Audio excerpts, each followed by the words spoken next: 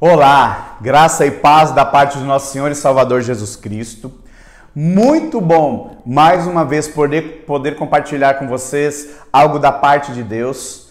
Por isso, sejam todos bem-vindos em nome de Jesus. Tema deste mês, felicidade no matrimônio. Como alcançar felicidade no matrimônio? Um tema muito debatido, onde tem alcançado um descrédito enorme, tido como uma instituição falida. No entanto, eu quero animar o teu coração, a tua esperança, você que sonha em casar, sonha em constituir uma família, ter uma esposa, um esposo. O casamento não é uma instituição falida, porque quem instituiu o casamento? Vamos ver daqui a pouquinho. A princípio, eu quero declarar que, olhando para a sociedade, o núcleo da sociedade, nós costumamos até a mencionar que as famílias são as células desse grande corpo, organismo vivo, que é a sociedade. Então, uma vez que as famílias são base da sociedade, de onde originou-se as famílias?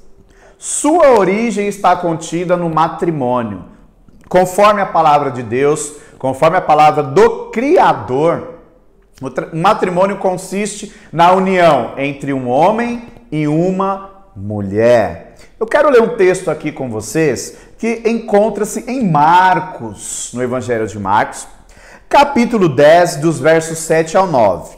Veja bem, por isso deixará o homem a seu pai e a sua mãe, e unir-se-á a sua mulher. E serão os dois uma só carne.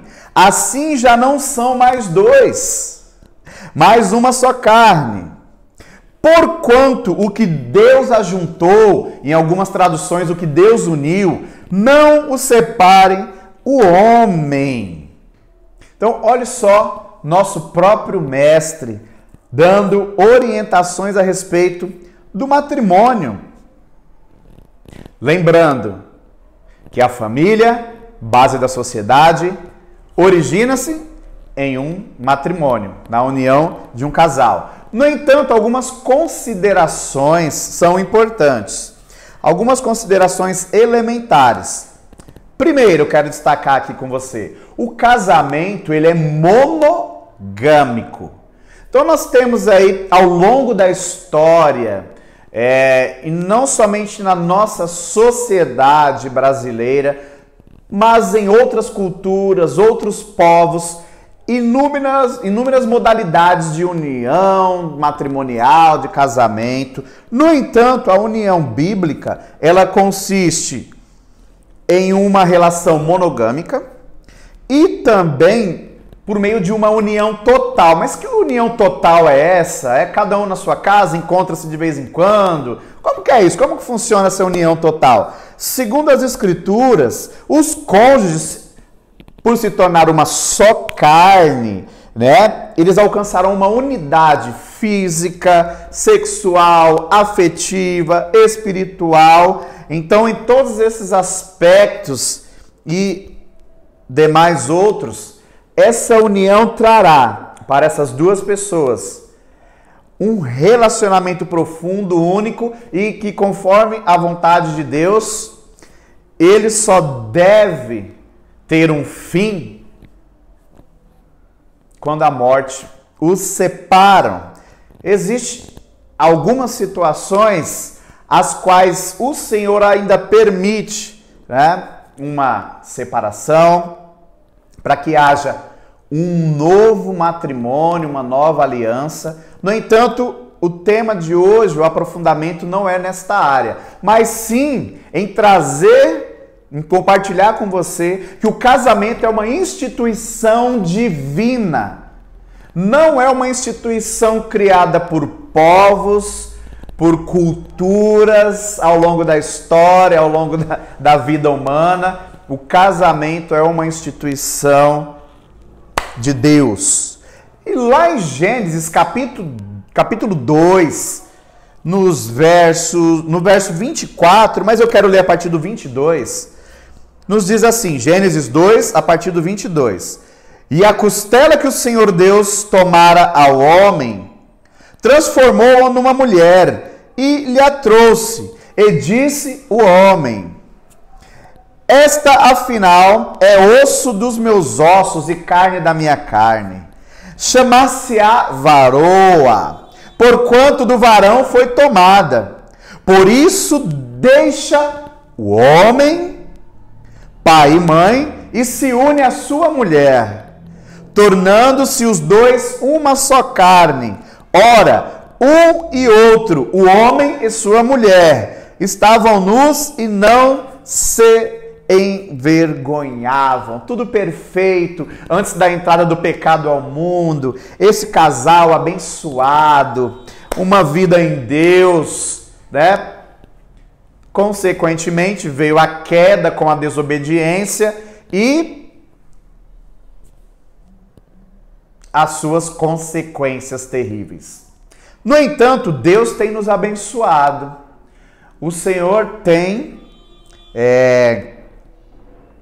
abençoado o seu povo e todos aqueles que creem no matrimônio por meio da sua palavra, a qual nos dá condição de viver juntos. Pois o que muito se propaga é que o matrimônio é uma instituição falida para os tempos modernos. Então, uma vez nos aprofundando na origem do matrimônio, naquele o qual constituiu o matrimônio, eu quero destacar 3 elementos determinantes para o casamento, que são pacto mútuo, testemunho diante da sociedade e união sexual. No que diz respeito ao pacto mútuo, o casamento é um pacto celebrado entre o homem e uma mulher diante de Deus.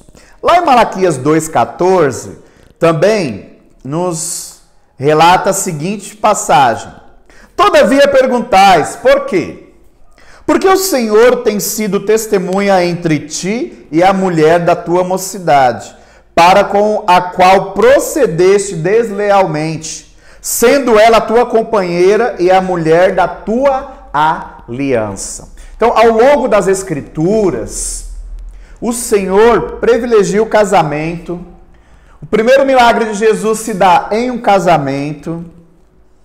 E este pacto, ele é firmado não somente perante a lei, né, perante o juiz, perante uma assinatura e suas testemunhas, os padrinhos, né, assim como nós gostamos de mencioná-los, mas é um pacto pela palavra, pelo compromisso entre um homem e uma mulher que se amam e realizam uma aliança. Não uma aliança física, mas uma aliança, um pacto, um compromisso por uma palavra, por um mesmo sentimento, por um mesmo propósito, mesmo que ambos sejam diferentes, e somos diferentes. Mas a importância de, na caminhada, um aprender com o outro, crescer, caminhar e cada vez mais viverem o bom de Deus que o matrimônio proporciona. Então, esse pacto mútuo, ele de fato deve ser uma aliança de verdade, um compromisso de verdade. Não somente um papel, uma assinatura, um contrato, mas uma aliança onde Deus é o aprovador, né? Onde Deus aprova, onde Deus se alegra no casamento e na união entre o homem e uma mulher. Testemunho diante da sociedade.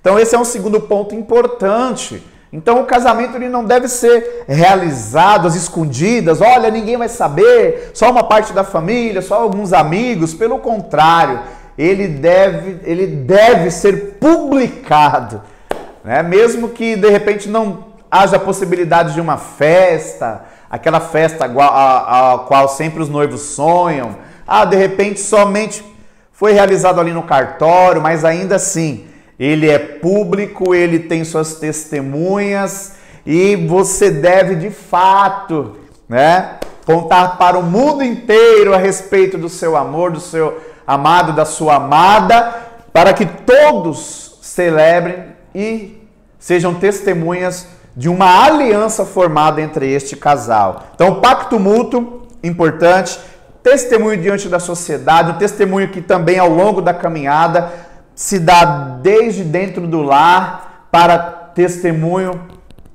da sociedade, do teu vizinho, no teu trabalho. Então, o seu maior testemunho começa dentro da tua casa, com o teu matrimônio, com comunicação, com inúmeros ingredientes que também durante esse mês nós queremos abordar. Amém? E o terceiro, a união sexual. E serão uma só carne. O que sela definitivamente e dá legitimidade ao casamento é a união sexual dos que fazem o pacto. Então, uma coisa importantíssima, quando observamos esse terceiro elemento essencial a respeito da união sexual, logo entendemos que somente após o matrimônio, a consumação do matrimônio, Deus abençoa e vai legitimar a relação sexual entre o casal. O sexo é bênção, foi Deus que criou. No entanto, a sua prática é concedida e abençoada após esta união matrimonial. Então, com este breve estudo de hoje, eu quero animar o teu coração e, assim como verificamos que o casamento é uma instituição divina, Deus abençoa, e eu não sei o que de repente você está sentindo, pensando, qual que é a tua opinião a respeito do matrimônio, mas na próxima semana nós queremos continuar, agora também abordando um pouco em relação à parte que cabe ao esposo, à esposa e algumas situações do porquê o casamento hoje tem se propagado como uma instituição falida. Então eu quero animar o teu coração. Eu não sei como está o teu relacionamento, o teu noivado, né, a tua caminhada para o matrimônio. Se de repente você separou-se, mas você ama tanto aquela pessoa, mas diz que, olha, não dá para viver junto. Quero declarar sobre a tua vida a bênção do Senhor, a restauração, a sabedoria e todos os ingredientes possíveis, toda a provisão para que você viva o melhor do Senhor no matrimônio. Você jovem, que de repente olha para o lado, né? Você solteiro, olha, eu vejo tantas situações que eu não quero isso para a minha vida. Mas você pode construir a tua história com o teu cônjuge e glorificar o nome do Senhor. Que Deus continue nos abençoando, em nome de Jesus, e até a próxima terça-feira. Um grande abraço de toda a comunidade, de toda a Igreja Batista Remanescente Fiel. Vem estar conosco para adorar ao Senhor Jesus e caminhar, vivendo o reino de Deus e a sua justiça, porque as demais coisas o Senhor as acrescenta. Um grande abraço.